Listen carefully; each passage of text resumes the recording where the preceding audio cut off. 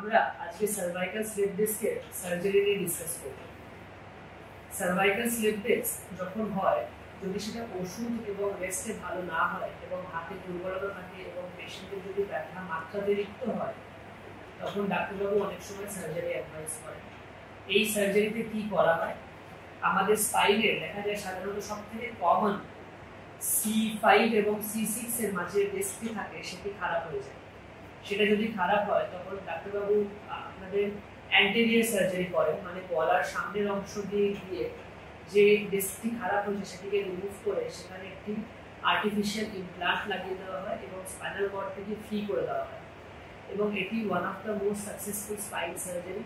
এটা করার পরে পেশেন্টের ব্যথা সাধারণত ইমিডিয়েটলি পরে চলে যায় এবং পেশেন্ট নেক্সট ডে বা তার পরের দিন বাড়ি যেতে পারে।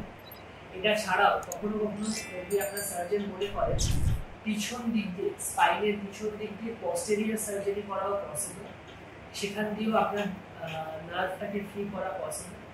তো আপনার এমআরআই কন্ডিশন অনুযায়ী ডাক্তারবাবু আপনাদেরকে কাস্টমাইজ সার্জিক্যাল প্ল্যান ডিসাইড করেন এবং এই সার্জারির outcome all over the world success rate is more than 90%।